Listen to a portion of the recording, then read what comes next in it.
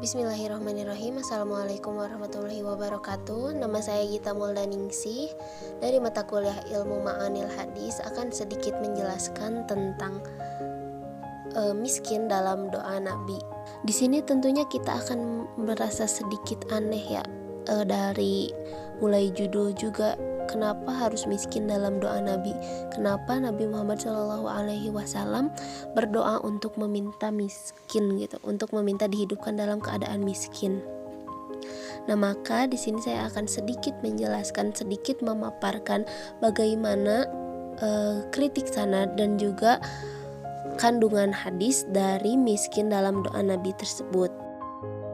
Adapun untuk redaksi hadis itu sendiri, saya kutip dari kitab Sunan Tirmizi nomor 2275 untuk menjadi hadis utama yang akan dibahas kali ini. Nah, untuk hadisnya sendiri bisa di-pause dulu ya untuk dibaca.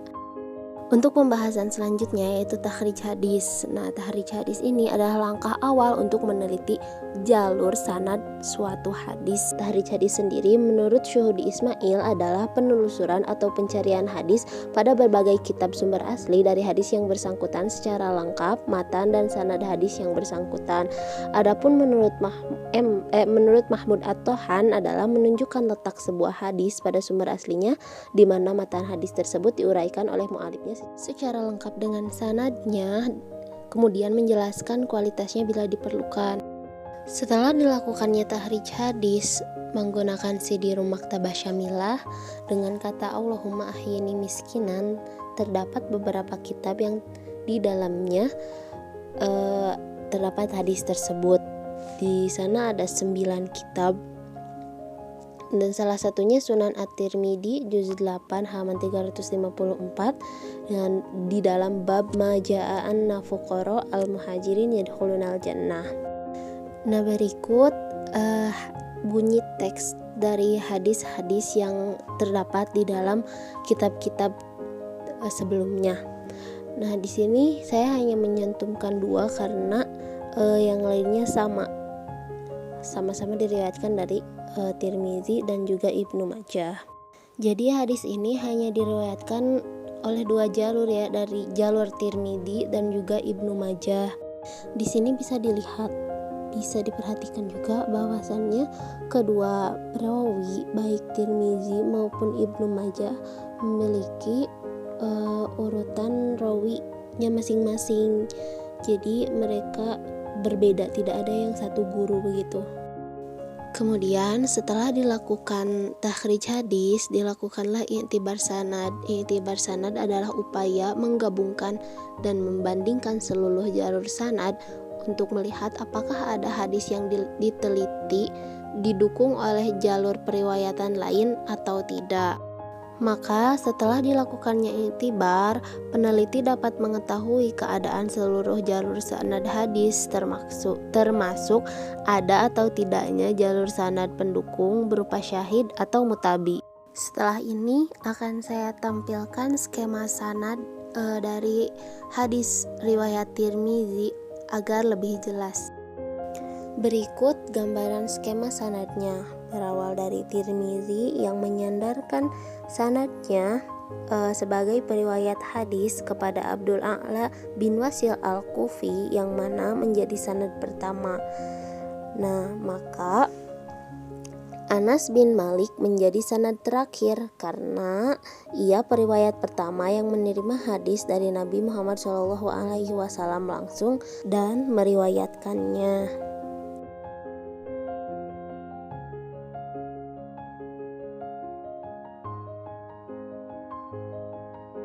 Selanjutnya skema hadis dari riwayat Ibnu Majah. Nah, Ibnu Majah sebagai periwayat hadis tersebut menyandarkan riwayatnya kepada Abu Bakar bin Abu Syaibah yang mana menjadi sanad pertama. Maka Abu Sa'id Al-Khudri menjadi sanad terakhir karena ia periwayat pertama yang menerima hadis dari Nabi Shallallahu Alaihi Wasallam secara langsung, kemudian meriwayatkannya. Nah, i'tibar sanad dan pembuatan skema sanad hadis ini memudahkan para peneliti hadis untuk mengetahui apakah ada syahid atau mutabi dari setiap hadis yang mereka teliti. Setelah selesai melakukan takhrij hadis dan juga i'tibar sanad yang termasuk ke dalam kajian kuantitatif hadis, sekarang kita beralih kepada kajian kualitatif hadis yang terbagi ke dalam dua macam, yaitu kritik sanad dan juga kritik matan. Kritik sanad ini terdiri dari meneliti kualitas periwayat, kemudian analisis ketersambungan sanad, dan meneliti kemungkinan adanya suzuz dan juga illah. Untuk pembahasan kritik sanad yang pertama yaitu meneliti kualitas periwayat. Untuk melihat kualitas periwayat maka haruslah dipenuhi dengan ilmu jarh wa ta'dil.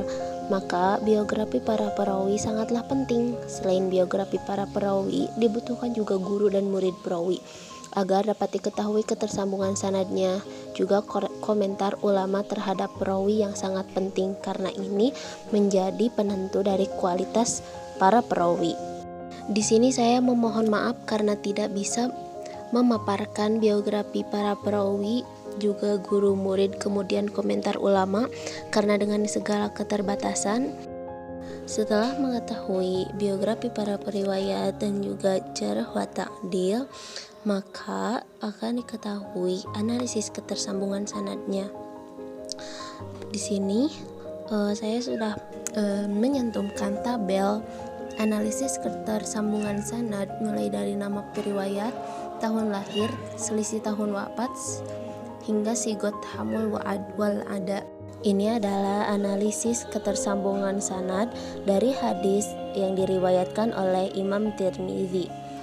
Di sini dapat dilihat dari awal nama periwayat yaitu Tirmizi, tahun wafatnya 279 Hijriah, selisih tahun wafat dengan Abdul A'la bin Wasil adalah 32 tahun. Sigot yang digunakan oleh Imam Tirmizi yaitu hadasana, maka mereka bertemu. Dan hubungan antara Tirmizi dan Abdul A'la bin Wasil yaitu guru dan murid. Adapun di sini rawi yang tidak diketahui pertemuannya yaitu Sabit bin Muhammad al-Abid al-Kufi yang tidak diketahui pertemuannya dengan Al-Harits bin Nu'man al-Laisi. Namun setelah dipaparkan dalam tabel di atas, hadis miskin dalam doa Nabi yang diriwayatkan oleh Tirmizi termasuk ke dalam kategori muttasilil sanad dikarenakan adanya hubungan antara guru dan murid pada setiap periwayatnya, dan sigot tahammul wal ada yang digunakan memungkinkan para periwayatnya bertemu satu sama lain. Akan tetapi Abu Isa berkata hadis ini adalah gharib.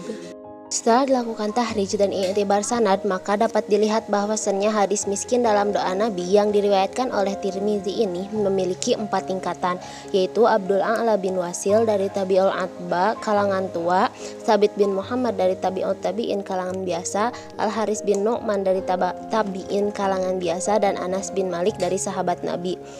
Akan tetapi setelah dilakukan penelitian terhadap kualitas rawi, hadis ini termasuk ke dalam hadis dhaif. Dijelaskan dalam kitab Naqd ar-Riwayat wa al-Afkar al-Mu'assasah li at-Tasawwuf karya Khalid Kabir Ilal bahwasannya sanad dari hadis ini tidak sahih karena dari periwayatannya yaitu Sabit bin Muhammad al-Abid al-Kufi, dan dikatakan oleh Al-Kinani beliau adalah orang yang soduk sikoh laisa bil qawi layat bit yukhti fi ahadisin kasiratin, maka beliau dari segi kedobitannya dan juga Al-Harits bin Nu'man bin Salim al-Laisi dikatakan mungkarul hadis dan laisa bil qawi.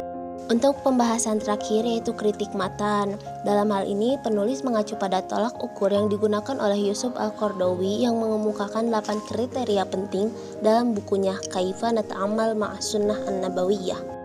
Dalam Al-Quran dikatakan kullu nafsin dha'iqatul maut wa nabluwakum bisyarrin wal khairi fitnatan wa ilaina turja'un. Kemudian dalam surat Al-Baqarah wala nabluwannakum bisyai'im minal khawfi wal ju'i wa naqsim minal amwal wal anfus was thamarat wa basyiris sabirin. Maka sesungguhnya bagi orang muslim kekayaan dan juga kemiskinan adalah ujian dari Allah Subhanahu wa taala.